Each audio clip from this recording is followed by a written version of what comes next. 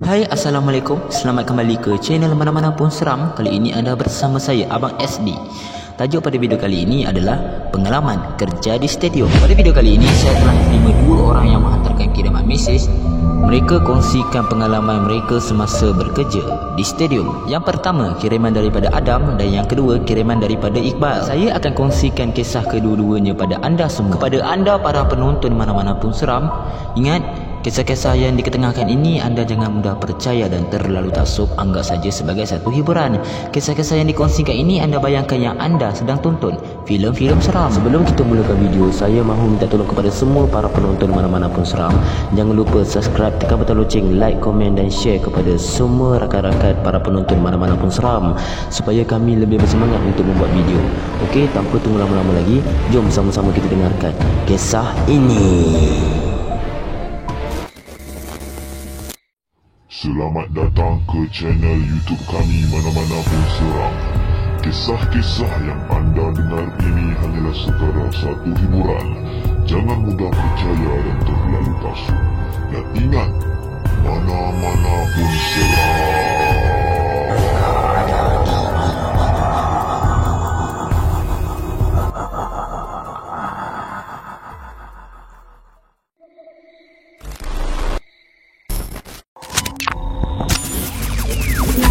Hai, nama saya Adam. Saya sudah bekerja sebagai seorang cleaner di stadium ini sudah 5 tahun. Kira lama jugalah saya dah bekerja di sini. Macam-macam pengalaman yang saya pernah hadapi. Kalau nak cerita tentang pengalaman seram tu, memang banyak kali jugalah berlaku. Pengalaman yang pernah saya alami masa tahun kedua saya mula bekerja di stadium ni. Sekarang ni saya tak berapa ingat sangat kejadian tu berlaku pada hari apa, waktu bila. Tapi apa yang saya ingat, kejadian tu berlaku pada pertengahan bulan jugalah. Okey, nak dipendekkan cerita, kejadian seram itu berlaku selepas saja habis pertandingan sukan bola sepak. Okey, jam masa tu dah pukul 11.40 lebih, macam nak dekat pukul 12 lah. Jadi pemain, penyokong, pegawai-pegawai besar yang hadir pada masa tu semuanya dah berangkat pulang. Jadi yang tinggal hanya kami sebagai pekerja cleaner yang ditugaskan untuk membersihkan stadium apabila selepas saja pertandingan. Dekat stadium ni mempunyai 4 buah lampu yang sangat besar. Di antara 4 lampu tu kami tutup 3, jadi hanya 1 lampu saja kami gunakan untuk menjalankan tugas membersih stadium. Lampu yang masih lagi menyala tu, lampu tu berdekatan dengan pintu masuk di bilik persalinan pemain. Selepas saja sudah kutip sampah, dah kemas-kemas apa semua yang patut, dah simpan balik papan iklan LED tu, lepas itu kami akan terus menuju ke bilik persalinan pemain. Sebab itulah lampu yang satu tu kami nyalakan, iaitu lampu yang dekat dengan bilik persalinan pemain tu, supaya kami mudah untuk masuk ke sana. Lampu yang jauh-jauh semua tu, lagi 3 tu, semuanya tak penting sangat. So kami tutuplah ketiga-tiga lampu tu. Jadi di antara 4 lampu tu hanya 1 lampu saja yang terbuka. Malam tu kami bertugas dalam 5 orang saja. Jam sudah masuk pukul 1 pagi. Dekat 2 jam lebih dah kami kemas-kemas, simpan papan LED, kutip-kutip sampah di bahagian bawah, bersihkan padang. Itu yang kami buat selama 2 jam lebih. Bila dah pukul 1 pagi ni, tiba untuk kami uruskan di bahagian yang atas, tingkat 2 dan tingkat 3, di mana waktu itu saya dan seorang lagi kawan saya, kami berdua saja yang akan uruskan di bahagian atas. Dan yang lagi 3 rakan kami ni, dia dah masuk dalam bilik persalinan dan uruskan di bahagian yang dalam. Jadi tinggal saya dan juga seorang lagi kawan saya yang bernama Syam. Tinggallah kami berdua saja berada di luar untuk membersihkan sampah-sampah yang berada di tingkat kedua dan ketiga. Saya akan bersihkan di tingkat yang ketiga, manakala kawan saya si Syam pula, dia akan bersihkan di tingkat yang kedua. Stadium ni mempunyai 3 tingkat tau. Kami kena bersihkan di seluruh stadium. Masa saya tengah kutip sampah, kemas-kemas, bersihkan kerusi apa semua susun, pada awalnya tak ada apa-apa pun yang berlaku pada saya. Lepas itu, masa saya kutip sampah di bahagian tempat duduk belah belakang tiang gol, ini situasi yang menyeramkan tiba-tiba berlaku pada saya. Saya perasan tiba-tiba kawan saya si Syam ni, dia tiba-tiba ada dekat tingkat ketiga, di mana tingkat yang saya tengah bersihkan ini.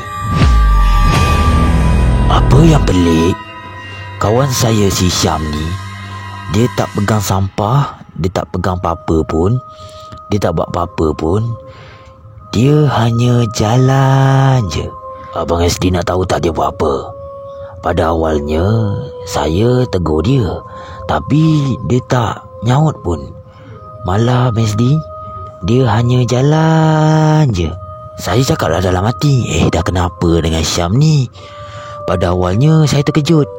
Dia tiba-tiba muncul je daripada tempat duduk yang saya tengah bersihkan ini, di mana tempat duduk yang berada di belah belakang tianggul ni. Lepas tu Abang SD, daripada kawasan yang saya tengah bersihkan ini, dia jalan sampailah dekat kawasan tempat duduk belah belakang tianggul di seberang sana Abang SD. Lepas tu apa lagi, saya jerit sekuat-kuatnya, "Oi Syam, kau buat apa tu?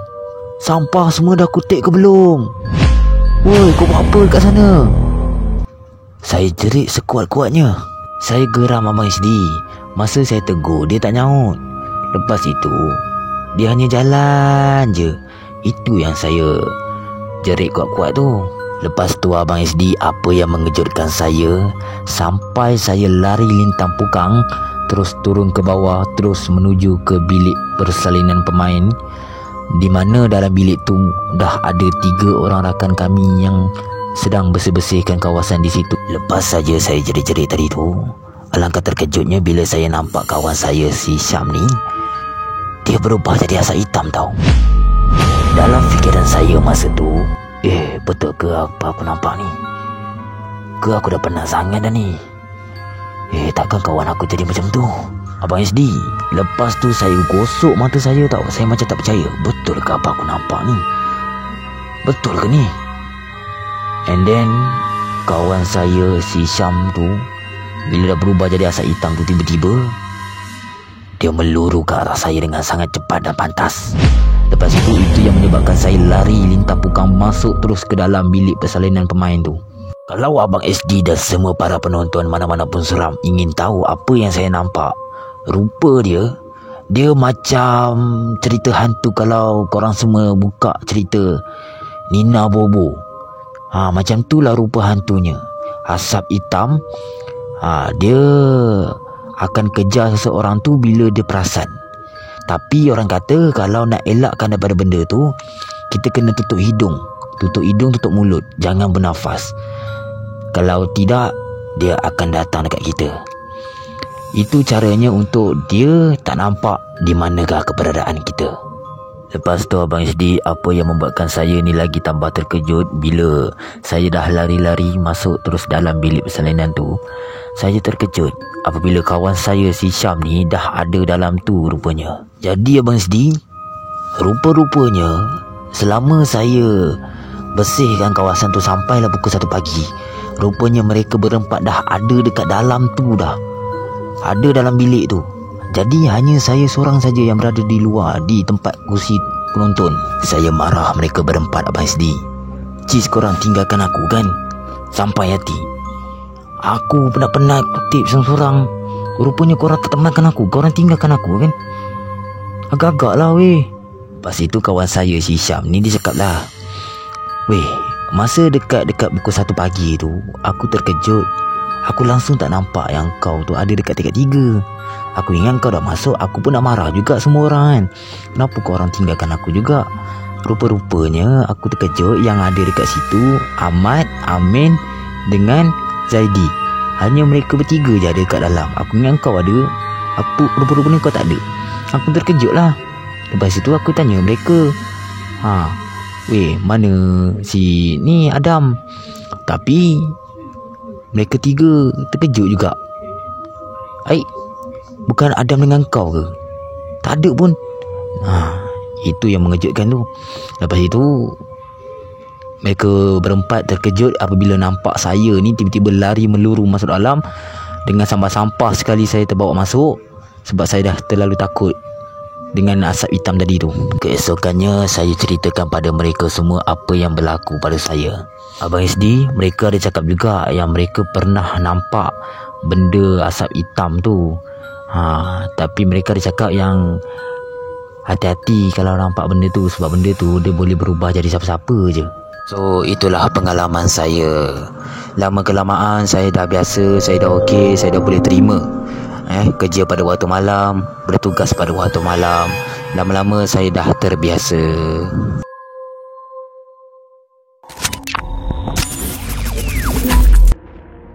Hai, Assalamualaikum. Nama saya Iqbal. Saya bekerja di stadium ini sebagai security guard.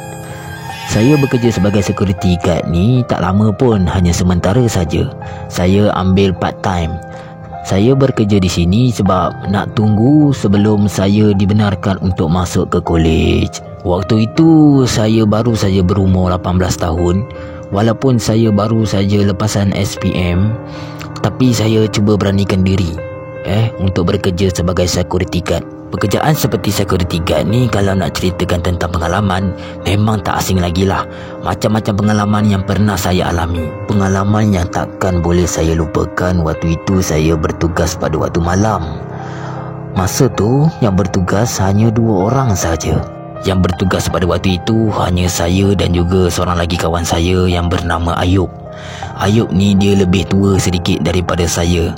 Beza kami dalam 2 tahun, macam itulah. Saya umur 18, dia umur 20. So dia tahulah serba sedikit selok-belok kawasan di stadium ini. Nak dipendekkan cerita, masa tu saya baru saja habis buat rondaan kali yang kedua. Bila saya sampai ke pondok guard, saya nampak yang kawan saya si Ayub ni, dia tengah nak ambil kunci motor tau. Lepas tu saya tegurlah, "Weh Ayub, kau nak pergi mana?" Lepas itu Ayub cakap, "Aku nak keluar kejap. Aku nak pergi beli makan lah. Aku nak beli nasi. Lapar pula tiba-tiba ni. Kau nak tak? Kau nak aku belikan?" Lepas tu saya cakap, "Okey lah. Belilah 1 nasi, 1 air. Okey? Yelah. Kau tunggu sini. Kejap lagi aku sampai." Si Ayub pun berlalu pergi. Jadi tinggallah saya seorang diri di stadium tu. Masa saya tengah tunggu si Ayub ni untuk beli makanan, lepas itu saya pelik. Lamanya. Kedai mana dia pergi ni? Ni dah 20 minit ni, lama betul. Hai, Ayub ni, ini beli nasi ke atau buah nasi ni? Aduh, lama betul lah. Saya tunggu memang lama tau. Dekat setengah jam jugalah saya tunggu. Aduh, memang lama. Tengah tunggu si Ayub ni datang, tiba-tiba saya terdengar ada suara tapak kaki orang berjalan.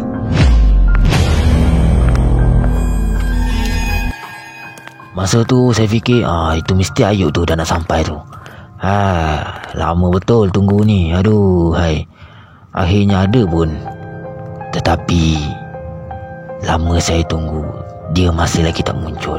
Abang SD, tak sampai pun dalam 2 minit, tiba-tiba bunyi tapak kaki tadi tu hilang. Mana Ayub ni? Tadi ingat dah dekat sampai dah, tapi tak nampak pun dia. Saya pun terus bangun daripada tempat duduk. Saya pergi cari dia. Saya cari punya cari, saya langsung tak jumpa pun.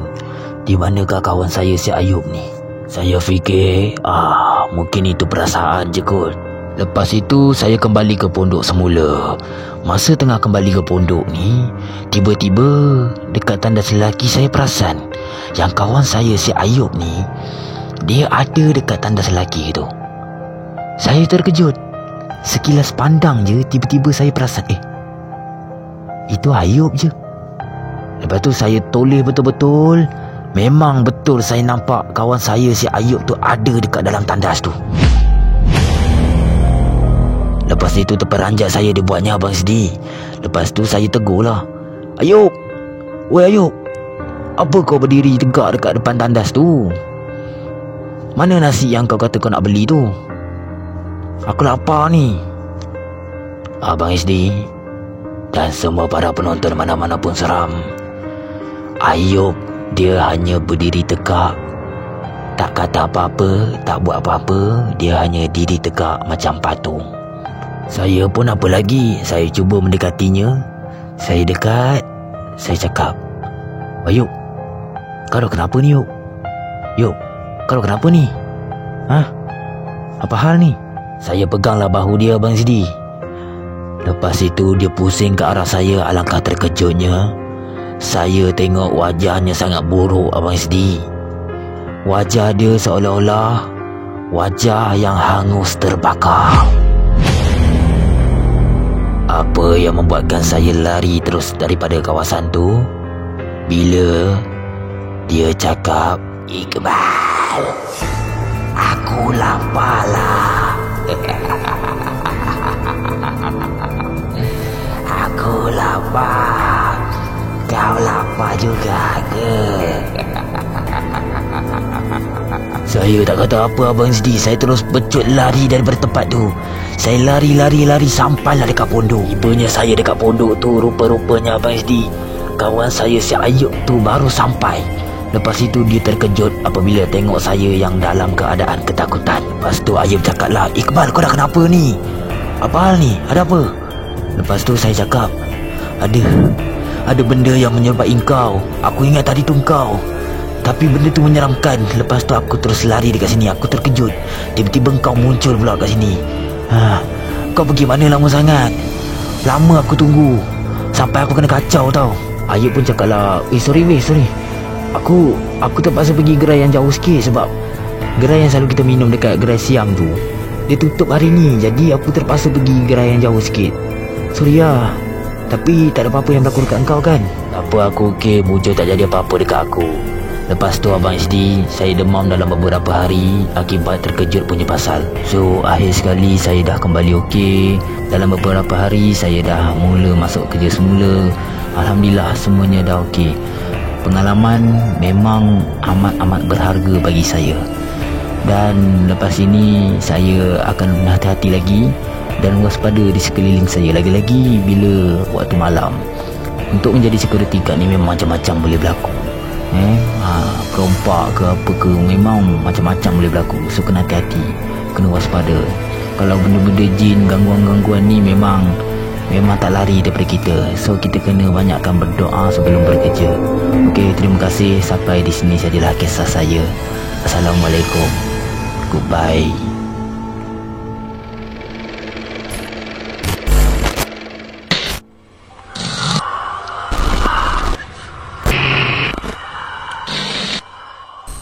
Terima kasih pada anda sudi dengar dari awal hingga akhir. Kisah-kisah yang anda dengar ini hanyalah sekadar satu hiburan. Jangan mudah percaya dan terlalu taksub. Dan ingat, mana-mana pun seram.